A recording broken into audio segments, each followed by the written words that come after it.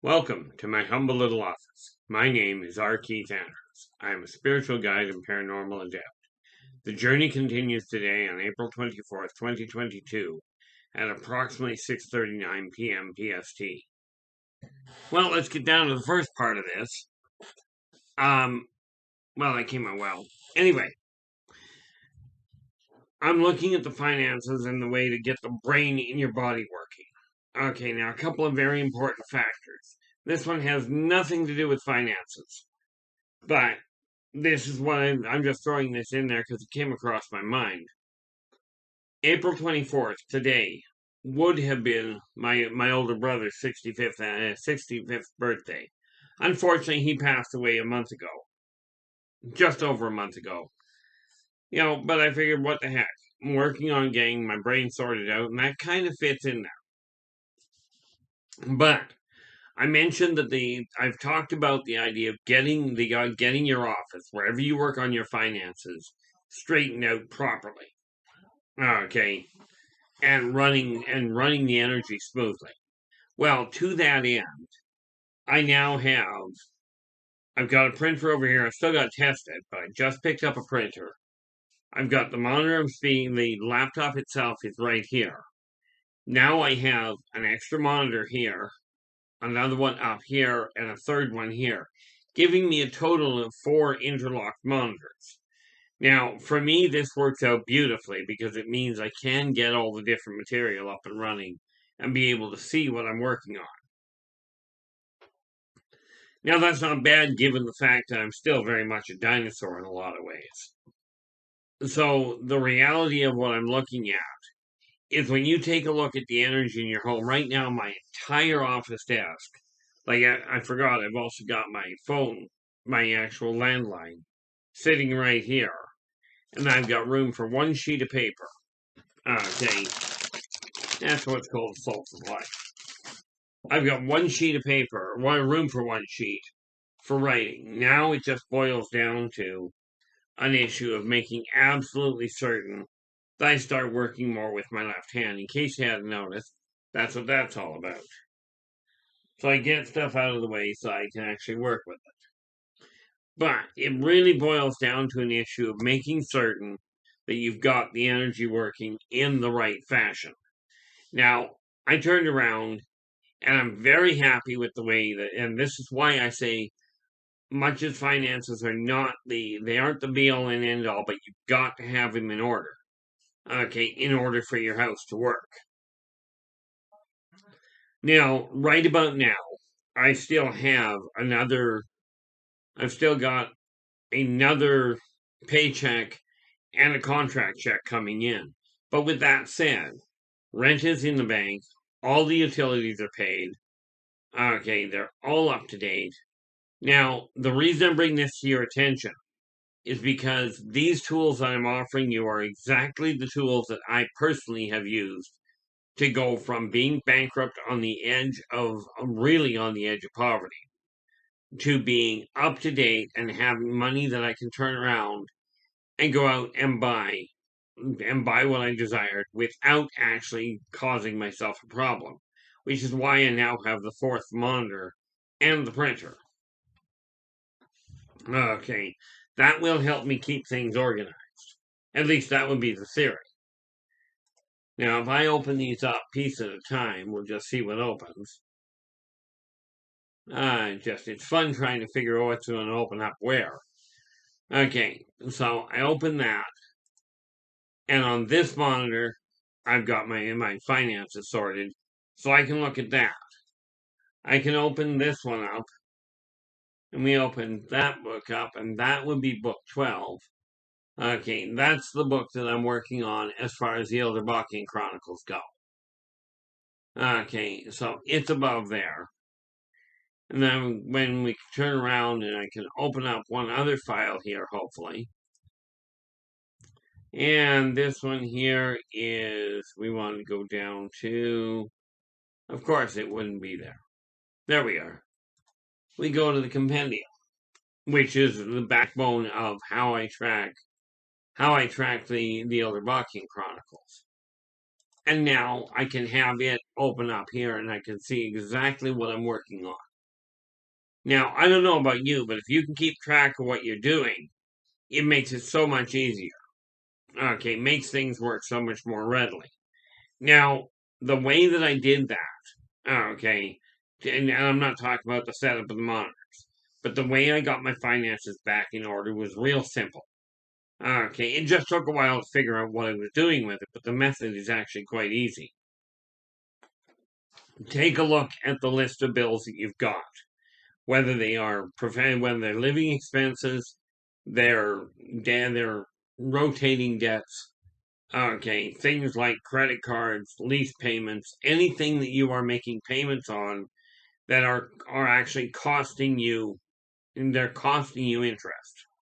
Okay, that's your second set, and then you've got your third set, which is bills that you owe that nobody's charging interest on. Those three sets of bills are the way you break things down. Then you start targeting. You start by looking at what you require. Okay, and when I look at this, okay, you start with what you require to run your actual home. Okay, as in your rent or mortgage, whatever it is, your utilities, and in those utilities include one line of credit or credit card. Only one in your utilities. Everything else gets put into the debt load.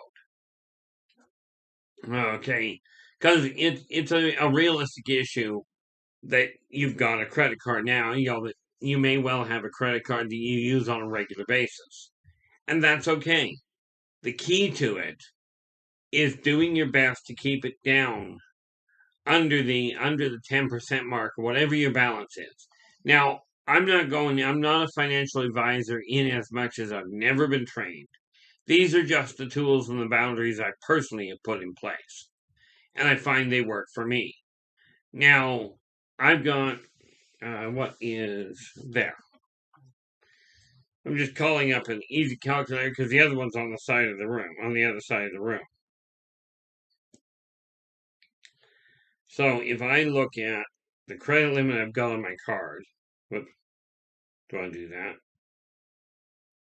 If I take $1,000 expense line, divide that by the $7,500 credit limit I've got, I'm running usually around I try and keep it under the 10% mark,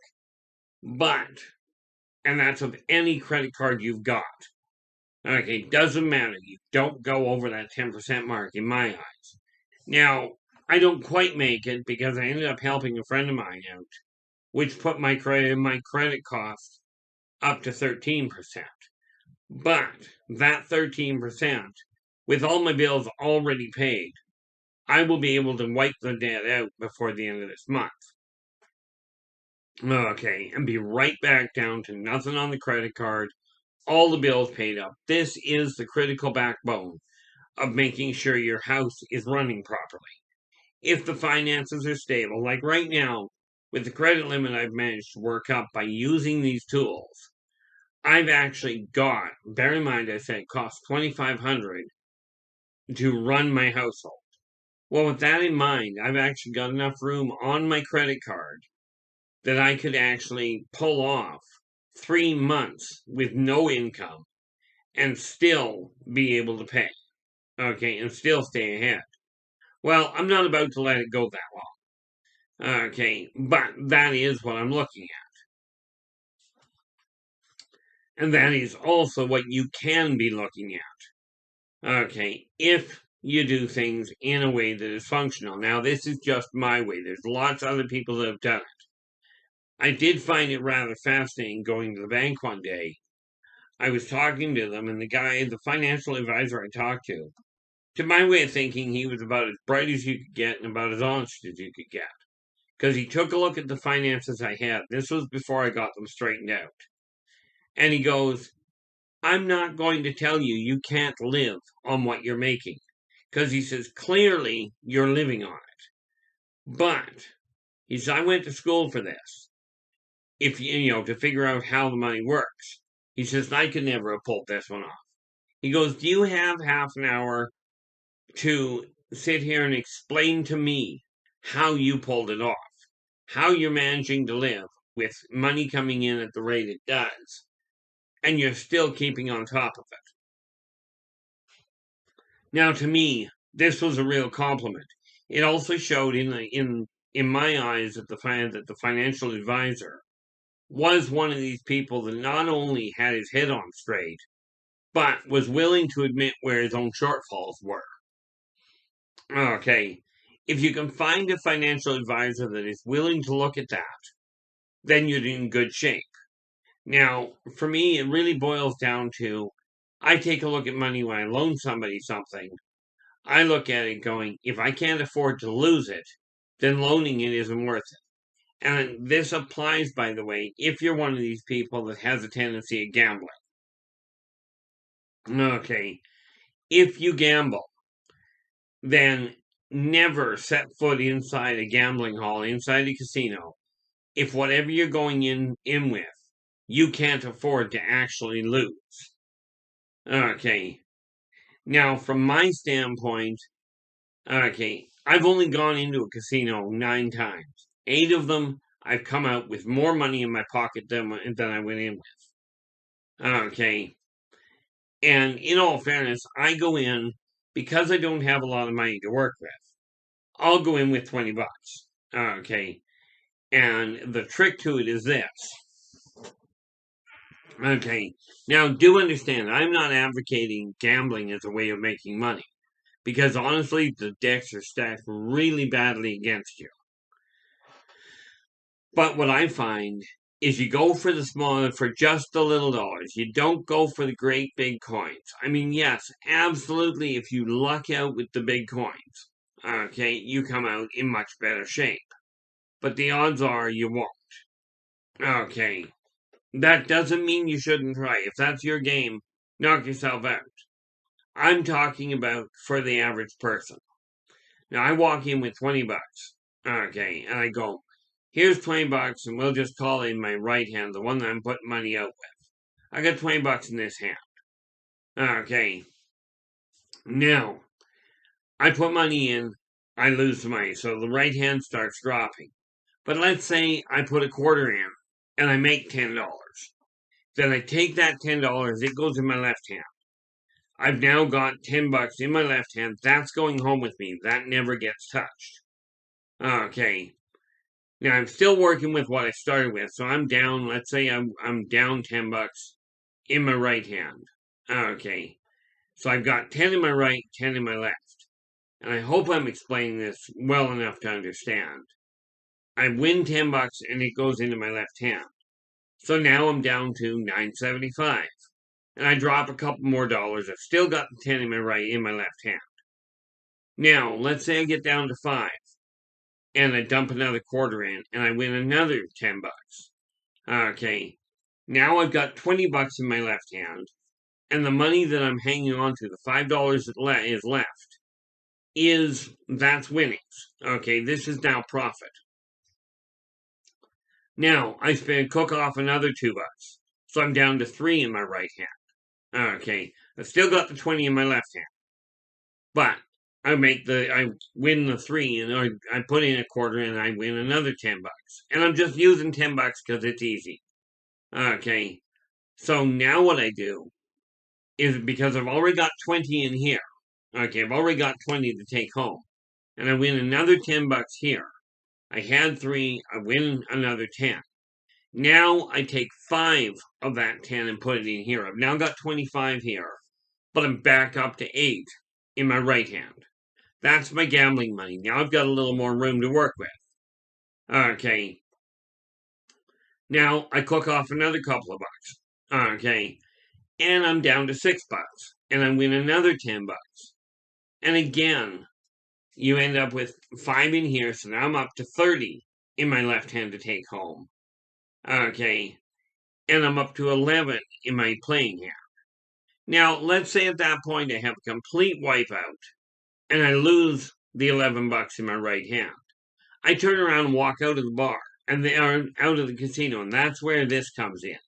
I've got $30 still in my hand. Now, I could turn around and go back into the casino and carry on playing, which is where most people make the mistake. You've got the 30, you've run out of money in your right hand. turn around and walk away. Take that 30 in your left hand and go home. Okay. You're now $10 ahead. Okay, now that $10 you won, and this is where the real neat kick to it goes. That $10 you just won, you take that and put in your permanent savings. Because now it is winnings. Okay. Now you're ahead of the game. Okay, and you've still got the 20 you went in to play with, so you haven't done anything, you haven't lost anything. But this is just one of those neat little tricks that requires an absolute rock solid stubborn streak. Okay, where if you lose the 20 before you make it back, walk out. Let's say you only made the 10 and then lost the 20. You walk out, you've still got half of what you went in with. It only cost you $10. You didn't lose the entire 20. This is just a neat little trick where it comes to entertainment and still making money. Casinos are not bad places. But I will tell you, the promise of wealth, the promise of riches, is on the whole a hollow promise. The people that are actually making money are the casinos. And there's nothing wrong with them. They're very straightforward about it. I don't know if I do not know if you were to ask a casino what the odds were of winning a game. I don't know if they'll tell you. Okay, and I don't know what they are. But I do know if you use the method I just talked about, like I said, I've gone into the casino 9 times in my life. 8 of them I've come out with more money in my hand than I walked in with. Okay, but it's because I use that method. And that's the whole reason it works. Okay, from that standpoint, when you do that, you can get ahead. But again, we're looking at small steps. We are not talking about becoming extremely wealthy in one shot. Okay, it's just not going to work that way. But it's like I was telling you with the grocery bills. Okay, when you get the grocery receipt home, and I did actually do this. I went through my wallet the other day, through the list of receipts that I had. I think this is it here. Yep. See, and what I did, but here's a prime example. I set up file them, yes. But I don't expect you to be able to read this, but that's a grocery bill, okay? And at the bottom here, it says I saved $1.10. So what I did with that was that $1.10, when I got home, I went to my bank and I transferred that into my permanent savings. Okay, by dumping it in my permanent savings, it's now saved money. Okay, I still got the groceries. I used the coupons and what have you that were out there. Okay, and saved the money, but it's only savings if you put it in the bank. Okay, if you put it there where you can turn around and go and spend it again, you've got a pretty serious problem because you won't have the savings. Okay, but these are techniques that work like a charm. Okay, at least it did for me. Now, one of the books I'm in the middle of writing is literally on how to make money work properly for you, regardless of how much you're working with. Now, there are some fantastic books out there on how to make money work if you've got $30,000 or $40,000. Okay, but I will tell you, the odds are you're not one of these people that has $30,000 or $40,000 spare that you can turn around and play with. And here's the kicker to it. If you do, these techniques work just as well for you as they do for somebody that only has $5. The only difference is you got more money to play with. Okay, and that's the real kicker. It doesn't make the person with more money better. That's the nice part about these. You know, when you look at income tax, okay, and you look at the amount of income that you've got coming in, there are many laws that say if you've got X number of dollars, like just for example, okay, I've got one account that it doesn't matter how little I've got or how much I've got, I will always end up paying $4 on it. I've got limited transactions on it. Okay. I've got another one that if I keep $5,000 balance in the account, I don't pay charges at all. I pay no service charges if I keep $5,000 balance. Now, for me, that worked out like a beautiful setup because I just marked everything and went, no, it's going to be at 5,000. That's where it's going to stay. And yeah, the reason I'm talking to you about real-time numbers is so you can see it works. Okay. On this one here, the all-inclusive. Okay, I am sitting right now, and this is why I say I am not a multimillionaire.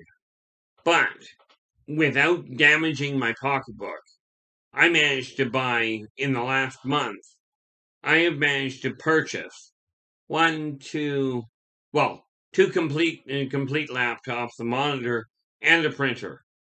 And this is based on doing the work to get there in the first place. I've been working a long time to get to this point. Okay. But now I'm quite content. I don't have to expand anymore. It would be kind of fascinating to see what would happen if I actually found room to put another monitor. Which, who knows, maybe I will one day. Right now, 4 monitors work quite nicely. What I'm looking for is to see if I have... Nope, not that I can see.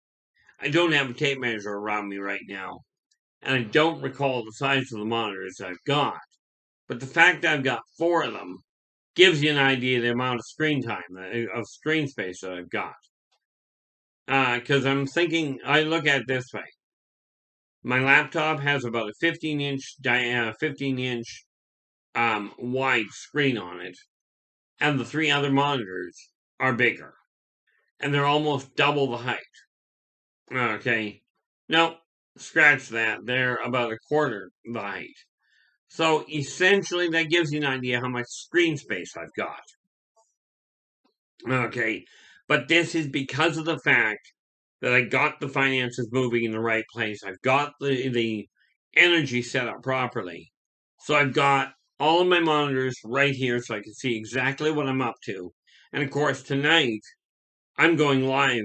I'm going live in an hour here, okay, on YouTube to talk about aliens. And quite frankly, I'm going to be discussing the mechanics behind the hybridization program. Okay.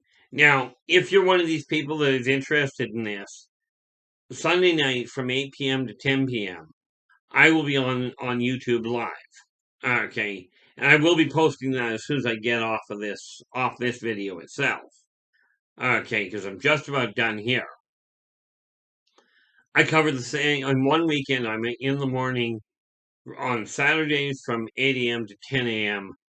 Pacific, and on Sundays from 8 p.m. to 10 p.m. Pacific. Okay, I will be discussing the same topic that weekend. Now, like I said, I'll be back here in an hour to do that. Okay, in order to cover that. But the reason I do that is because on Saturday morning, the people on the east side of the world, over in Europe, over in China, that sort of thing, if they desire to drop in and listen, okay, then they can get that topic. And then for the people in North America and South America, okay, they can reach this one on Sunday. Now, by all means, you're all welcome. Okay, but since I don't take phone calls, when you come into the chat room, if you've got a question, just ask it in all capitals and I can find it. Okay, this works the same way for those of you that know me. I do the same thing on Spaced Out Radio on the first Friday of every month from 9 p.m. to 11 p.m. Okay. Now, of course, the funny part about it with the live stream is, yes, I'm in there to talk about hybridization this time. But there's all kinds of topics I will be discussing. Okay. Now, do understand the tools that I'm talking about using here, when I look at the finances, it does not matter if we're talking about if you're a millionaire, if you're a pauper, doesn't matter what gender you are, what education you've got. These tools are universal. Okay, the only thing that you require for them to work is money, and not a lot of it. This same tool that I work with works on $5 extra, as it works as easily with $5 extra to work with as it does with 50,000 extra to work with. Now, I've talked to multimillionaires on how to make their work, how to make their money work. Now, here's the funny part. I'm not a millionaire, okay? And yet, can I see how to make it work? Yeah. I am not extremely well educated. Okay, I did graduate. I took a couple of years of college that I failed miserably. Okay, in a lot of ways, I'm just like you are. Okay, I mean, yes, I've got a different way of looking at the world. But one thing you'll find with me, if you ever meet me face to face, I talk the same way to people face to face as I do right here. Okay, I make no bones about it. I don't see a viable difference. Okay, between a child and an adult, or an extremely educated individual with a very high IQ, or somebody that is emotional or that is mentally a little more restricted. They are still people and they still have the same value. Now, for me, this is simply a question of everybody is literally equal, which is why when I came back to this world, to this lifetime, I came back with one specific purpose, one primary one, and that is to pass on a simple message to people. Working together, we can make this a better world for virtually everybody. But it is going to take the effort of everybody involved, of virtually everybody involved. It boils down to following three karmic laws. Be true to yourself first. Do unto others as you desire them to do unto you. Energy out, energy in. Okay. If you take a look at all the guidelines you personally follow, I do believe you'll find that they all fit into those three. Now, I'm not asking you to leave your current religion or anything like that. Just when you are out operating with people, follow and with yourself, follow those three karmic laws. That's it. By doing that, we can start really changing the way the world works. Okay. But it is up to each and every one of us to do our part. Now, with this in mind, I'm going to let you go. I'm going to get this posted. And like I said, in an hour, I will be on live on YouTube. Okay. Until then, take care. Oh, and I will be back again tomorrow sometime. So, until then, take care of yourselves and each other. And for pity's sakes, stay positive.